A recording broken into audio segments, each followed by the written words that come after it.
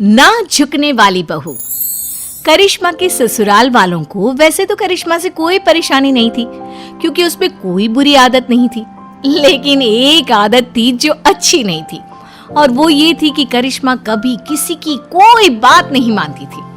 लेकिन अगर उसे अपनी कोई बात मनवानी हो तो जिद पर अड़ जाती थी।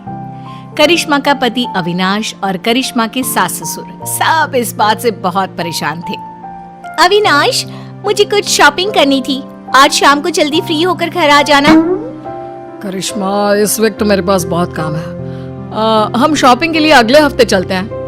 नहीं, मुझे आज ही शॉपिंग के लिए जाना है, मतलब जाना है। करिश्मा, मैंने कहा ना मेरे पास ऑफिस का बहुत काम है, मैं नहीं चल पाऊंगा। मैं कुछ नहीं जानती, अगर आप मेरे साथ शॉपिंग करने के लिए नहीं गए तो मैं अपनी मायके चली जाऊंगी। और तुम्हारी मम्मी की तबीयत पहले से ही खराब है, सोच लो कौन ध्यान रखेगा उनका। अरे बेटा, तुम कभी तो अपने पति की बात सुन लिया करो, एक हफ्ते में क्या बिगड़ जाएगा। मैंने कह दिया सो कह दिया, मैं झुकूंगी नहीं। शाम को अविनाश करिश्मा को शॉपिंग के लिए लेकर जाता है। अविनाश, मुझे ये ड्रेस बहुत पसंद आ रहा है। अरे लेकिन ये पूरे 20,000 का है। तो क्या हुआ, मुझे ड्रेस पसंद है और मुझे लेना है। करिश्मा, इस बार बजट थोड़ा गड़बड़ हो गया यार, अगले महीने तुम ये ड्रेस ले लेना। कभी तो अपनी जिद छोड़ दिया करो ना डार्लिंग। मैं यही ड्रेस लूंगी, कहा ना, मैं झुकूंगी नहीं। कुछ दिनों के बाद, करिश्मा बेटा, अविनाश के मामा जी हमारे घर आ रहे हैं। देखो, हमारे सामने तो तुम कैसे भी कपड़े पहन लेती हो, लेकिन उनके सामने बस एक दिन के बाद बेटा साड़ी पहन लेना। हाँ?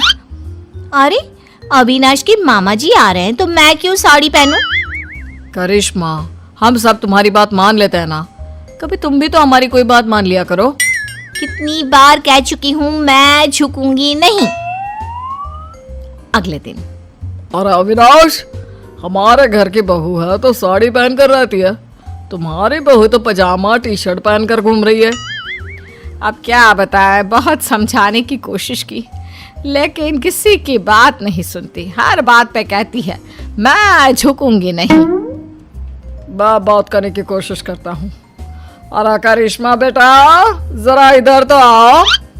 जी मामा जी, बताइए क्या हुआ? अरे वैसा तो तुम बहुत प्यारी हो बेटा, लेकिन तुम्हें इतना तो पता होगा ना कि कोई बड़ा घर आता है तो उसके पैर छूने चाहिए। देखिए मामा जी, मैं किसी के आगे झुकती नहीं, दिल से सबकी रिस्पेक्ट करती हूँ, मैं झुकूंगी तो बिल्कुल भी नहीं। सुन लिया आपने मामा जी, समझा समझा कर थक गए हम, किसी की नहीं सुनती। कुछ दिनों के बाद, मम्मी जी, आज मेरी सहेली ने मुझे किसी जरूरी काम से बुलाया था, तो आज अविनाश के लिए खाना आप बना देना। ठीक है बेटा, कोई बात नहीं, मैं बना दूंगी खाना, तुम आराम से अपनी सहेली से मिलकर आ जाओ, कोई बात नहीं, जो भी काम है करके आओ, ठीक है? थैंक यू मम्मी जी। अरे मम्मी, करिश्मा आपकी कोई बात नहीं सुनती, और आपने कितनी आसानी से उसकी बात मान ली। इस घर में सब उसकी बात मानते हैं, लेकिन वो किसी की बात नहीं सुनती। बात तो तुम्हारी ठीक है बेटा, लेकिन हम कर भी क्या सकते हैं, जब भी उसे समझाते हैं बस एक ही बात कहती है, मैं झुकूंगी नहीं।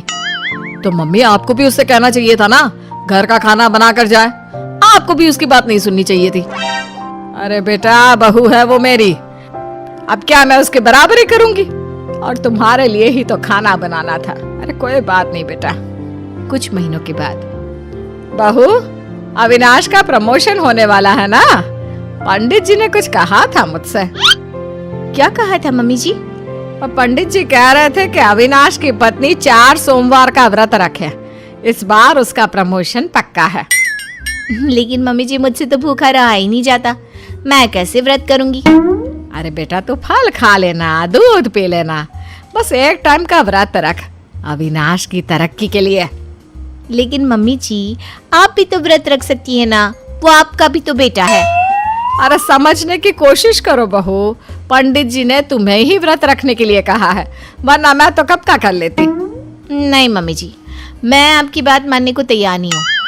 अरे बेटा, कभी कोई बात सुन भी लिया करो, तुम तो कोई बात नहीं मानती मेरी। मम्मी जी, मैंने कह दिया ना कि मैं व्रत नहीं करूंगी तो नहीं करूंगी, कह तो चुकी हूँ कई बार कि मैं झुकूंगी नहीं। करिश्मा अपने परिवार में किसी की कोई बात नहीं सुनती। वो किसी की बात सुनकर उसे मानने के लिए तैयार ही नहीं होती। कुछ दिनों के बाद करिश्मा अपने पति अविनाश के साथ घूमने जाने का प्लान बनाती है। मम्मी जी, मैं और अविनाश 2 दिन के लिए बाहर घूमने जा रहे हैं। आपको कोई ऐतराज तो नहीं है ना? अरे नहीं बेटा, मुझे क्या परेशानी होगी, आराम से घूम कर आओ। वैसे कब निकलने वाले हो? मम्मी, मैं तो करिश्मा से कह रहा था कि सुबह के वक्त निकलते हैं ताकि शाम होते होते पहुंच जाए। नहीं, मुझे रात को ट्रैवल करने में बहुत मजा आता है और अब तो हम रात को ही जाएंगे। लेकिन बेटा, खुद की गाड़ी से रात के वक्त ट्रैवल करना खतरनाक हो सकता है। क्या फायदा, दिन में चली जाओ। वही तो मैं कह रहा हूँ मम्मी, लेकिन ये सुनती ही नहीं। मैंने कहा ना, मुझे सिर्फ रात में ही ट्रैवल करना है और गाड़ी भी तुम ही चलाओगे।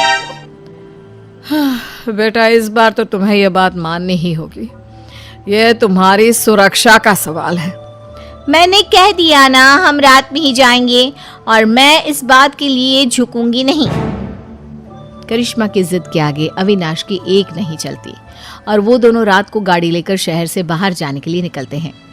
रास्ते में अविनाश की गाड़ी खराब हो जाती है। तभी वहां पर 4-5 गुंडे पहुंच जाते हैं। इतनी रात को बेबी का लेकर कहाँ टहलने निकले हैं भाई साहब? अरे जरा वक्त का तो ख्याल किया होता। इतनी रात को अपनी बीवी को घुमाने चले हो। देखो, हम शरीफ लोग हैं, हमें जाने दीजिए। लेकिन हम तो शरीफ लोग नहीं है ना। अपनी मैडम से बोलो अपने गले का हार और ये सोने की चूड़ियां चुपचाप उतार कर दे दे। मैं तुम्हें कुछ नहीं देने वाली, जाओ यहाँ से। आए बड़ी चूड़ियां लेने वाले। अपने पति को जिंदा देखना चाहती हो तो चुपचाप ये चूड़ियां और हार उतार कर दे दो, वरना ये आज बचेगा नहीं।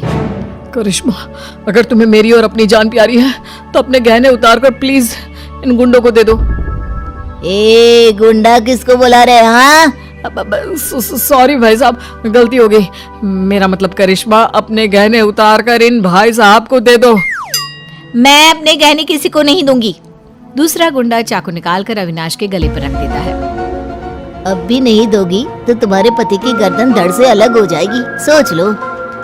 अरे ऐसे कैसे तुम्हारे कहने से कुछ हो जाएगा? मैंने कह दिया सो कह दिया। मैं अपने गहने नहीं देने वाली। मैं किसी के आगे झुकूंगी नहीं। करिश्मा, ये तुम्हारे घर वाले नहीं है जो तुम्हारे झुकूंगी नहीं कहने से चुपचाप बैठ जाएंगे। ये मुझे सीधा ऊपर पहुंचा देंगे। लेकिन अगर मैंने इन लोगों की बात मान ली तो मैं झुक जाऊंगी ना। अरे तो क्या परेशानी है?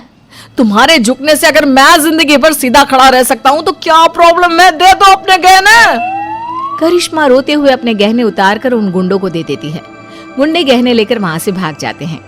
करिश्मा और अविनाश वापस अपने घर पहुंचते हैं। अरे बेटा, क्या हुआ? तुम ऐसी हालत में, और करिश्मा तुम्हारे सारे गहने कहाँ हैं? मम्मी, आपका बेटा जिंदा दिख रहा है, ये कम है क्या? गहनों की छोड़ो, ये पूछो कि मैं जिंदा कैसे बच गया। अरे कैसी बात कर रहे हो अविनाश, जरा सोच समझ कर बोलो। मम्मी, आपकी ये झुकूंगी नहीं वाली बहू आज मेरी गर्दन कटवा देती, अपने ना झुकने की आदत के चलते।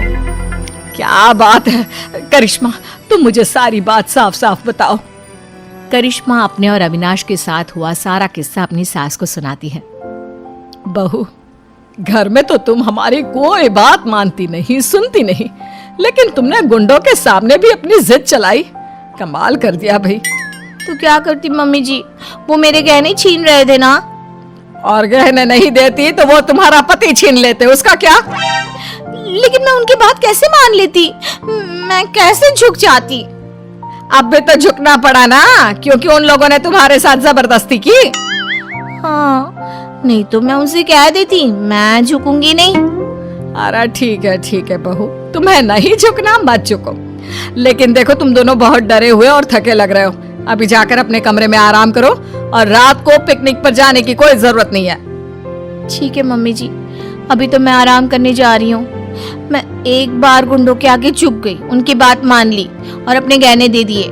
लेकिन याद रखिएगा, इस घर की 4 दीवारी के अंदर तो मैं कभी भी, मेरा मतलब कभी भी मैं झुकूंगी नहीं।